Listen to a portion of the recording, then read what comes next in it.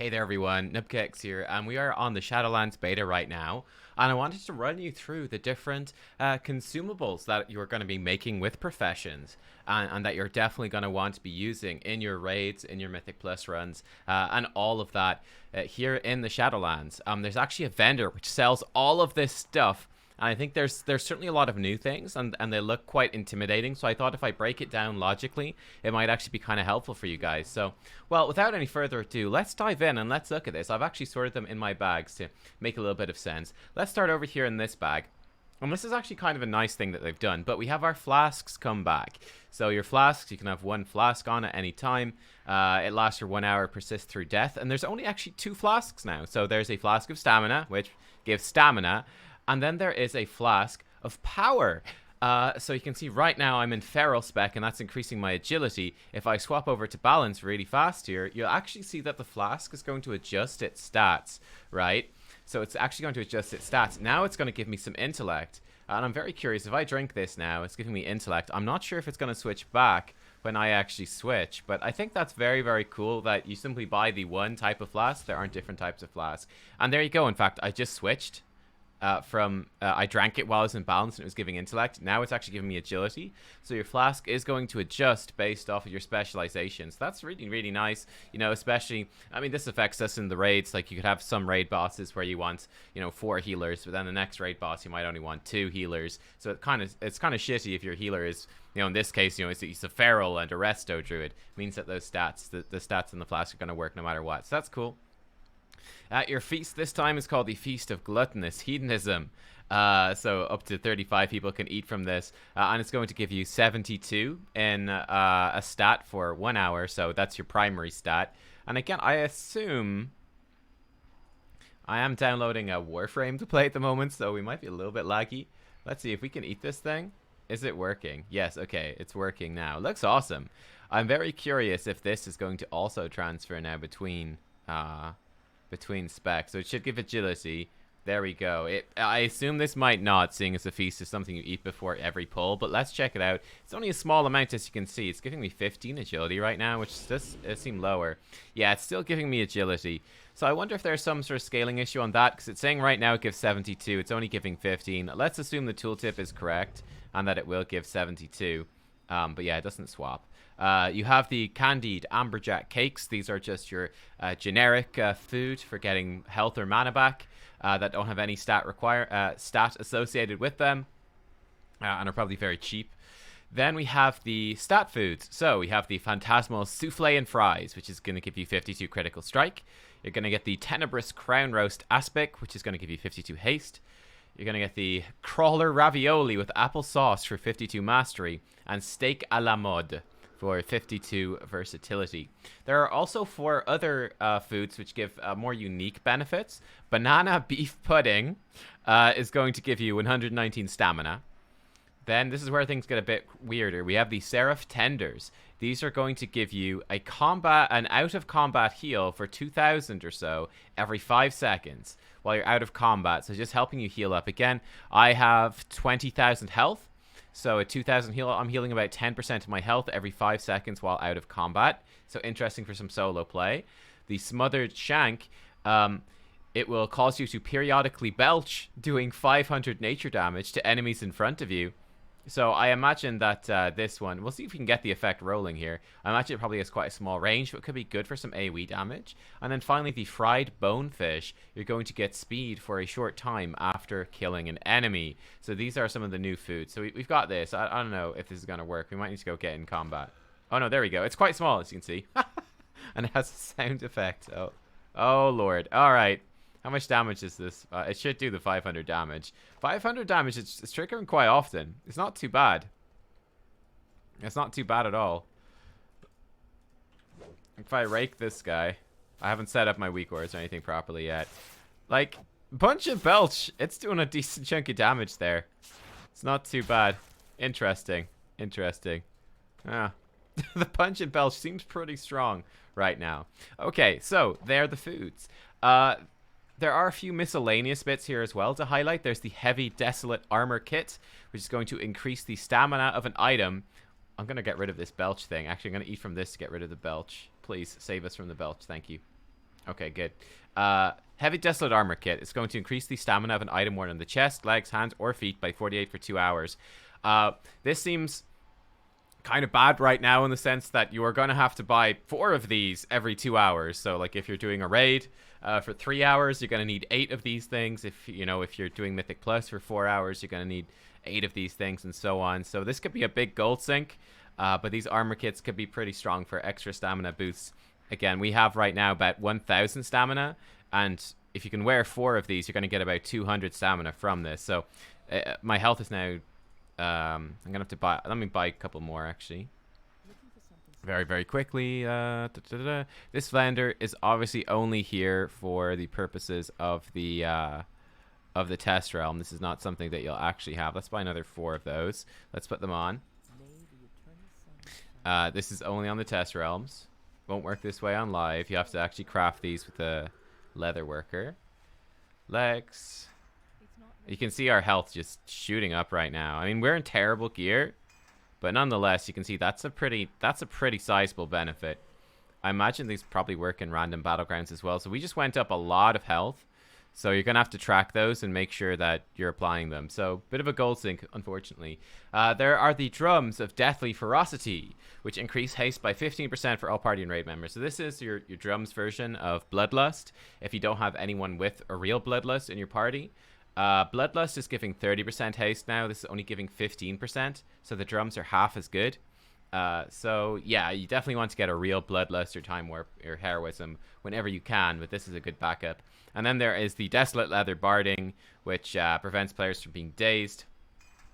So you just pop this on, cannot be dazed while mounting in the Shadowlands. So there you go. I'm going to come back to... Actually, no, let me cover these right now, actually, because these are more combat consumables.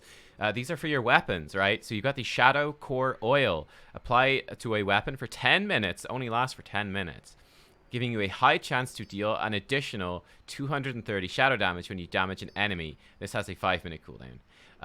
You've got the Embalmer's Oil. Again, lasts for 10 minutes. You have a high chance to heal yourself for 350 when you deal damage or healing. If you're already at full health, instead give an Absorb Shield for 330. And then you have some Sharpening Stones, which are longer duration. So you've got the Shaded Sharpening Stone and the Shaded Weight Stone. The Shaded Sharpening Stone sharpens a bladed weapon, giving 20 attack power for 1 hour. The Shaded Weight Stone balances your blunt weapon, giving 20 attack power for 1 hour.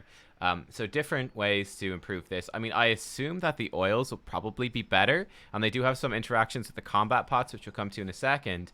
But they're obviously going to be a lot more expensive. You're going to be putting this on every 10 minutes compared to every 1 hour. So yeah, it could be another big gold sink for sure. Let's go into the combat potions then, because there's quite a few with some interesting effects. First of all, we have the fairly basic things. One thing to note is that all of these combat pots, most of them are going to share a 5-minute cooldown across all of them, okay? So we have the Spectral Stamina, gives you 285 stamina for 25 seconds. Spectral Agility, 190 agility for 25 seconds. Spectral Strength, 190 strength. Spectral Intellect, 190 intellect. Then we start getting into some more of the weirder ones. Potion of Hardened Shadows is going to give you 275 armor for 25 seconds. So these are all the 25-second ones. Here we go. Potion of Empowered Exorcism. Your damaging spells and abilities have a chance to erupt your target's anima, doing about 1,000 shadow damage to all enemies within 10 yards of the target. And if you consume this potion while your weapon is augmented with the Shadow Core Oil, this one over here, the additional damage and range is increased by 20%. This also lasts 25 seconds. This one, Potion of Phantom Fire.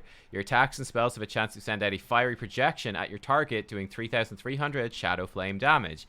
If you use it while you've got Shadow Core Oil on, the damage is increased by 10%. So this one is AoE. This one is single target. Potion of Deathly Fixation. Your damaging spells and abilities have a chance to apply Deathly Fixation to your target, doing 45 shadow damage over 8 seconds, stacking up to 5 times. Upon reaching 5 stacks, Deathly Fixation explodes, doing 1,000 shadow damage to the target. So, and also if you consume the potion while your weapon has Shadow Core Oil, the explosion damage is increased by 10%. So this might work with like a faster, like melee, like dual wielding thing perhaps, compared to this one, which might work better with spellcasters. Not sure. Potion of Sacrificial Anima. Your next 4 mana consuming spells or abilities will consume 7% of your health instead of using mana. And if you consume this while you have Embalmer's Oil on, the amount of health consumed is decreased by 2%. Potion of Divine Awakening is another Embalmer's Oil enhanced one. Your healing spells are increased by up to 3,000 based on the target's missing health. And you get an additional 10% healing if your weapon has Embalmer's Oil. And then finally, a bit of a weirder one here. This is just the mana pot. Puts the Imbiber in an elevated state of focus where they can restore up to 10,000 mana over 10 seconds. They are defenseless until their focus is broken. So I'm not sure how much mana I have. I presume it's like 100,000. No, it's actually 10,000. So that would be my full mana bar. If I switch into Resto, which is where that would actually matter. Let's see how much mana we have. I think it's 100k. But yeah, there you are. So very much tying in with the oils and doing additional effects. Oh, 50k mana. So it's giving you a fifth of your mana bar. That's certainly interesting. A fifth of your mana bar restored by that. And obviously you're going to have your natural mana regen going while you do this. And you can see when I drink this, all of these potions have gone on cooldown. So all the combat pots and even these extra effects we're going to look at in a second are now on a 5-minute cooldown. It does not reset with the start of combat. Doesn't restart with the start of combat, so you're not gonna pre-pot and then use a combat pot 2 minutes later like you do on live. That's no longer a thing. You just simply have a 5-minute cooldown on all of these effects. Let's look at these. So we got a spiritual mana potion, just gives you 6,000 mana straight up. Then you've got the rejuvenation potion. It's going to restore 10,000 health and 2,500 mana. Potion of soul purity attempts to remove 1 curse, 1 disease, and 1 poison from the imbiber. So kind of like a mini Kyrian potion. Potion of the hidden spirit. The imbiber gains invisibility for 18 seconds. So that's your invis pot. Now sharing the same 5-minute timer with all of these. And then the potion of shaded sight is there, which is going to slightly increase your stealth detection for 10 minutes. So maybe for PvP. I believe there is no speed potion right now that I could see, but speed potions that give you movement speed, like light step potion, all that, are going to also share the same 5-minute timer. There are then 3 other potions which are on different timers. Health potion, obviously enough, restore 10,000 health. So that is on a separate timer. That's your health bot timer. There's spiritual anti-venom, which I suspect might share a cooldown with the health pot, but I'm not sure. This cures poisons up to level 60 and reduces the duration of newly applied poisons by 50% for 2 minutes. It cannot be used in instances, though. So, yeah, that's not going to work in arenas or Mythic Plus or raids or anything like that. Maybe it has its own separate cooldown. Let's see if we can take damage and drink a health pot and see. Then there's the Potion of Spectre Swiftness. This is a swiftness pot for when you're dead. I'm going to smack this guy, and hopefully he won't actually murder me. Okay, the health pot doesn't share, so the health pot's its own entire cooldown. That's cool. Yeah, this gives you double move speed while dead for 2 minutes. Only usable in the Shadowlands, and obviously you need to be dead for this to work. But that's going to be quite a nice one for world questing and things like that. So they are your combat potions. An interesting batch, to be sure. You can actually see that the same cooldown is shared by these. So let's jump up to here. These are some combat items. You've got the Holy Hand Grenade of Ardenweald. That's right. It's not the Maldraxxus guys who are making grenades. No. It's the fairies. Does 5,400 holy damage to all enemies in a 5-yard radius. And that shares a cooldown with your combat potions. Then for engineering specifically, there's the Bombola launcher. Launch a set of tethered bombs straight ahead, wrapping around the first enemy hit and exploding after 5 seconds, doing 1,241 fire damage to nearby enemies. Seems a little weak right now compared to the Holy Hand Grenade. And then the Shadow Landmine. Place a mine on the ground that explodes when an enemy steps on it, doing 1,241 shadow damage to all enemies in a 5-yard radius and blasting them away. So those are like your other combat consumables, your explosives. Again, the Holy Hand Grenade seems to do way more damage right now than the other one, so maybe subject to some tuning. Let's go look at enchants next. So there's a whole bunch of different enchants. I'm going to bring you over to this side first of all. So we've got a bunch of, let's say, minor enchants returning for your gloves, your bracers, and your boots. So for your gloves, you can put on Eternal Strength. It's going to give you 15 strength. Again, we have right now, at my primary stat, I've got about roughly 1,000 primary stats. So it's a small benefit, but it's there. So you can enchant gloves with strength. There is a cheaper version, gives you 10 strength. And then if you're not using strength on your gloves, then there's going to be a utility enchant instead called Shadowlands Gathering. Permanently enchant gloves to increase the speed of gathering in Shadowlands. For the bracers you can enchant with intellect. Again, either 15 or 10 intellect. The utility thing, if you don't use intellect, is Shaded Hearthing. reduces the cooldown of your Hearthstone by 5 minutes while in the Shadowlands. And then finally for your boots, you can have agility, 15 or 10. And if, again, you're not an agility user, there's speed of soul. Enchants boots to reduce your falling damage by 10%. So I think this is kind of neat. Like, you're going to choose whichever your primary stat is. You're going to get a minor boost to that. And then you can choose the other little bit of utility things if you want to for those sort of secondary slots of the gloves, the bracers, and the boots. For your cloak has 4 different enchants right now, possible ones. Fortified speed. It's going to give you 20 stamina and 30 speed. If I put this on, you'll see the value. It's quite small, but it's there. It's like 3% speed, actually. Not too bad. So 3% movement speed. Fortified avoidance, going to give you 20 stamina and 30 avoidance. There's fortified leech, which is going to give you 30 leech. So that's 2% avoidance. And then leech. Avoidance reduces damage from area of effect attacks. And then fortified leech should give about 1.4% leech. With 20 stamina, or just a flat out 30 stamina, which seems a bit weaker, I would say, than the other ones, probably by a small bit, but there you are. So some nice little perks to your cloak with some stamina enchants, with the also little extra tertiary stat benefits. And then we have 5 different chest enchants, which are a bit more significant. Permanently enchant your chest to increase your armor by 25 and your strength or agility by 20, whichever one is highest. I mean, okay, I'm a caster spec right now, but I've got 286 armor. If I switch into bear, which is where you're going to be using this one, it's going to be a minor benefit, but hey, it's not too shabby, right? So as the bear, I've got 900 armor right now. I can get extra 25 armor. Not too bad, I'd say. So there we go. This is our new level of damage reduction. It's a small thing, but it's there. Obviously, we got the flat armor from Iron Fur as well, and blah, blah, blah. But you get the idea. Kind of cool. And it adjusts to whether you're strength or stamina or agility user. Eternal Skirmish, then, is here as well. It's going to give you 20 strength or agility, whichever one is your primary stat. And it's going to give your auto attacks or auto shots a chance to deal additional shadow damage. Eternal Bounds is going to give you 20 intellect and increase your mana pool by 6%. So arcane mages and casters, healers, this is good for them.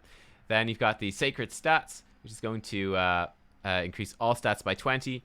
Or then the bigger version, Eternal Stats, which is going to increase all stats by 30. So there's the options there for your chest enchants. So you got, again, like the physical attackers with this. You've got the casters, maybe more so healers with that, then just the generic stats ones, the tanking one over here. So there you are. Okay, we also have, of course, weapon enchants are here. Weapon enchants are here. Oh, actually, before the weapon enchants, we have our ring enchants. Standard enough, they're called the tenets now. So the tenet of crit, of haste, tenet of mastery, tenet of versatility. They're going to give you 16 of your secondary stat. You can slap these on each of your rings. So that's pretty nice. So they're the ring enchants, pretty straightforward. And then the weapon enchants that we have, there's, again, quite a few here. First one is Lightless Force. It's going to give a weapon a chance to send out a wave of shadow energy in front of you when using offensive spells and abilities. Eternal Grace is going to cause a burst of healing on a target whenever you heal them, healing for 1,500 health, split evenly amongst nearby allies. Ascended Vigor is going to sometimes increase your healing received when taking damage. So, this is a damage dealer, healer, tank. Then Sinful Revelation. Your attacks will reveal the sins of your target, causing them to suffer an additional 6% damage from you for 10 seconds. So that could be very good with some bursty specs if it procs at the right time. And then finally, Celestial Guidance will sometimes increase your agility by 5% when attacking or using spells and abilities. So maybe good for like hunters and stuff like that, possibly. That being said, actually, there's ranged weapon specific ones. So maybe this isn't for hunters at all. Because there are 2 for ranged weapons. We have the Optical Target Embiggener, which is going to make your ranged weapon occasionally increase crit strike by about 400 for 12 seconds. Or you can get the infragreen reflex sight, which will increase your haste by about 400 for 12 seconds on that ranged weapon. So these are your ranged weapon specific enchants. You cannot put these oils and stuff onto ranged weapons. But if I show you, for example, okay, let's use the Celestial Guidance. Sure, we can enchant this onto our weapon. And you can see that it can be enchanted and have an oil on it as well. In fact, you can see right now the Shadow Core oil is actually lasting for ages. So it's lasting for longer than it says. Let me reapply that. How long is it actually lasting? So it's actually lasting for 60 minutes, allegedly, the Shadow Core oil. So much longer than it says on the thing, where it says it only lasts for 10 minutes. I actually missed that. My bad. But there you go. Kind of cool. Okay. And yeah, that's the next big chunk of things. For the gems, there are 4 stat gems and then a couple of interesting utility gems. So we have, again, your standard. You've got your deadly, quick, masterful, and versatile. So plus 16 of your secondary stats. You can choose which ones to sock it in. And then the 2 kind of interesting ones, you have the revitalizing dual doublet, which will periodically heal you for 100 health for every Shadowlands gem you have equipped. So this one is quite intriguing. I believe that you can just slot this into a gem slot. And yeah, the more gem slots you have, the better this is going to be. You can, of course, only have one of these equipped at a time, but that's quite intriguing. Then there is the straddling dual doublet, which is going to give you speed for every equipped Shadowlands gem. So yeah, those are quite intriguing. We'll see if there's kind of more coming along this line, but yeah, a couple of interesting sort of secondary benefits that you could take instead of just grabbing those secondary stats that are going to be quite good if you have lots of gem sockets. So kind of cool, kind of quirky. By the way, this is the holy hand grenade again. We're downloading Warframe, so we're a bit laggy. Boom, cool. But yeah, then you also have a few random bits here to point out. A few little random bits.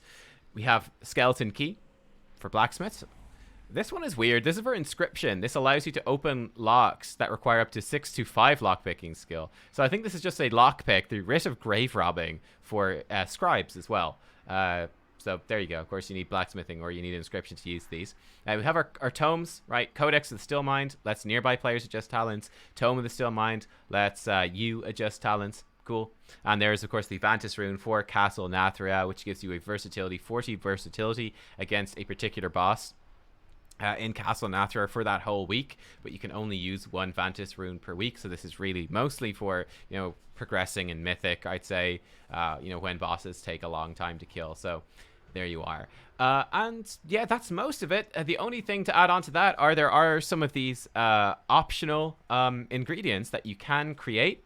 I'm not sure exactly how these are going to work, but you've Crafter's Mark 1, 2, 3, and 4, which are going to adjust the item level of the piece of armor that you are crafting, or whatever it is that you're crafting. So that's cool. And then, of course, you have these missives that are going to ensure that the weapon or armor that you're crafting has a particular secondary stat, so crit, haste, mastery, or versatility. And you also use these for the legendary stuff as well right now, the legendary rune crafting. So yeah, there you go, guys. I think that is everything. So lots of stuff going on there in the Shadowlands. You're gonna, your flask has been simplified, so that's nice, but you're gonna have your flask. You're gonna make sure you have a food buff.